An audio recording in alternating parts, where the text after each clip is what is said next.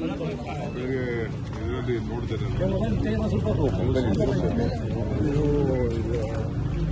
ಅವ್ರಿಗೆ ಆದಂಥ ಮಾಹಿತಿ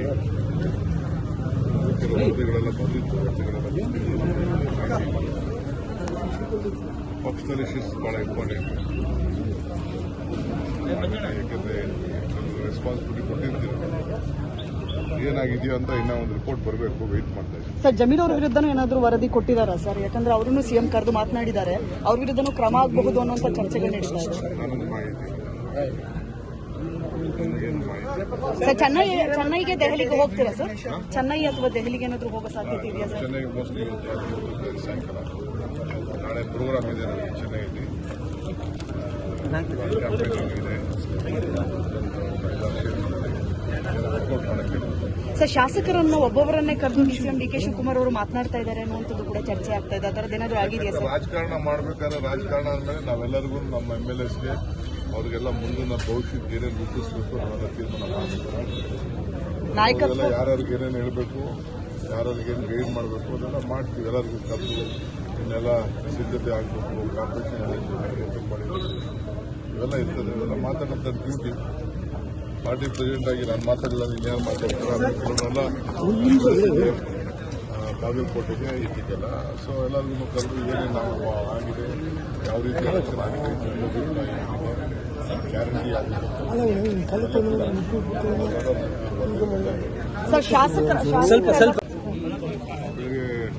ಇದರಲ್ಲಿ ನೋಡಿದರೆ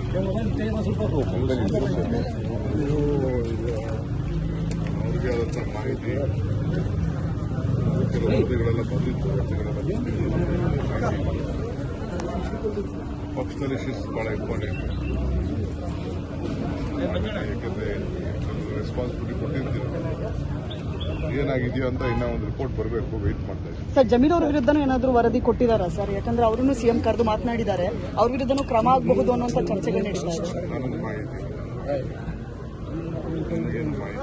ಸರ್, ಚೆನ್ನೈಗೆ ದೆಹಲಿಗೆ ಹೋಗ್ತೀರಾ ಸರ್? ಚೆನ್ನೈ ಅಥವಾ ದೆಹಲಿಗೆ ಏನಾದರೂ ಹೋಗೋ ಸಾಧ್ಯತೆ ಇದೆಯಾ ಸರ್? ಚೆನ್ನೈಗೆ ಮೋಸ್ಟ್ಲಿ ಇವತ್ತು ಸಾಯಂಕಾಲ ನಾಳೆ ಪ್ರೋಗ್ರಾಮ್ ಇದೆ ನನಗೆ ಚೆನ್ನೈಯಲ್ಲಿ. ಕ್ಯಾಂಪೇನಿಂಗ್ ಇದೆ,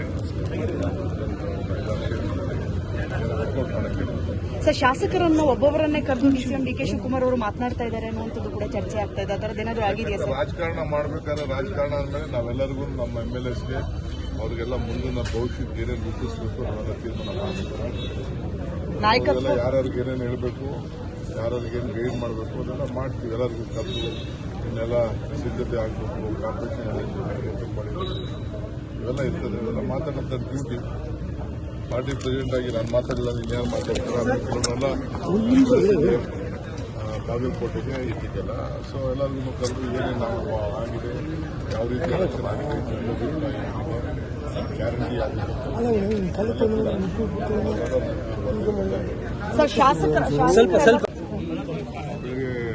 ಇದರಲ್ಲಿ ನೋಡಿದರೆ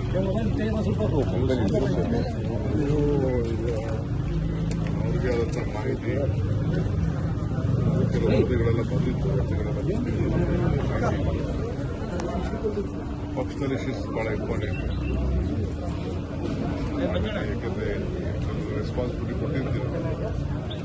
ಏನಾಗಿದೆಯೋ ಅಂತ ಇನ್ನೂ ಒಂದು ರಿಪೋರ್ಟ್ ಬರಬೇಕು, ವೆಯ್ಟ್ ಮಾಡ್ತಾ ಇದ್ದೀವಿ. ಸರ್, ಜಮೀರ್ ಅವ್ರ ವಿರುದ್ಧನೂ ಏನಾದರೂ ವರದಿ ಕೊಟ್ಟಿದ್ದಾರಾ ಸರ್? ಯಾಕಂದ್ರೆ ಅವರನ್ನು ಸಿಎಂ ಕರೆದು ಮಾತನಾಡಿದ್ದಾರೆ, ಅವ್ರ ವಿರುದ್ಧನೂ ಕ್ರಮ ಆಗಬಹುದು ಅನ್ನುವಂಥ ಚರ್ಚೆಗಳು ನಡೀತಾ ಇದೆ. ನಾನೊಂದು ಮಾಹಿತಿ